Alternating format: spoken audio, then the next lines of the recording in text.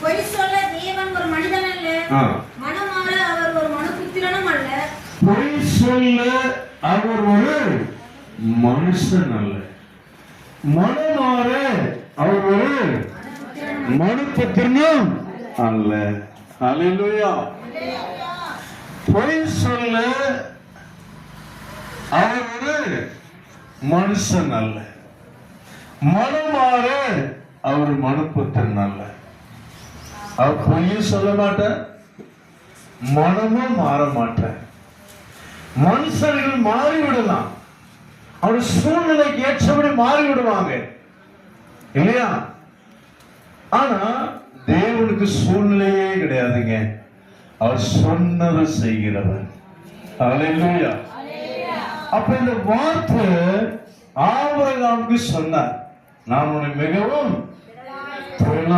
பெருக பண்ணுவேன். அவர் சொன்னதை செய்தாராங்க? செய்தாரா? எங்க வாசிக்கிறோம்? வாசிங்க. அதே ஆதியாகமம் 26வது அதிகாரம் 5வது வசனத்தை வாசிப்போம். நான் உன் சந்ததியை வானத்தின் நட்சத்திரங்களைப் போல, நான் உன் சந்ததியை வானத்தின் நட்சத்திரங்களைப் போல பெருக பண்ணி சந்ததிக்கு இந்த தேசங்களை யாவையும் தருவேன். உன் சந்ததிக்கு இந்த தேசங்கள் யாவையும் தருவேன். உன் சந்ததிக்குள் பூமியில் உள்ள சகல ஜாதிகளும் ஆசீர்வதிக்கப்படும் என்றார். ஆசீர்வதிக்கப்படும் என்றார். உபாகமம் 1:10 வாசிங்க.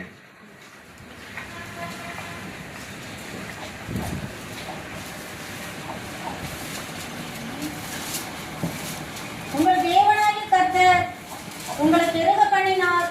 இதோ இந்த நாளில் நீங்கள் வானத்து நட்சத்திரங்களைப் போல திரளாய் இருக்கிறீர்கள்.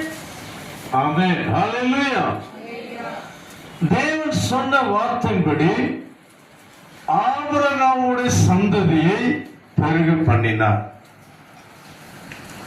அவர் சொன்ன வார்த்தையில் ஒரு எழுத்து கூட மாறவில்லை. ஹல்லேலூயா. இப்ப நம்முடைய வாழ்க்கையில நிச்சயமா செய்வார் என்று நம்ம என்ன செய்யணும்? விசுவாசம் உள்ளவர்களாக இருக்கணும். ஹல்லேலூயா. ஏன் நம்முடைய வாழ்க்கை நடக்குமா? நிச்சயமா நடக்குங்க. ஹல்லேலூயா. நிச்சயமா நடக்கும். நீங்க எந்த விதத்துல ஒரு பெருக்கம் வேணும், ஒரு ஏக்கத்துல இருக்கீங்களோ அந்த பெருக்கத்தை தேவன் செய்ய போகிறார்.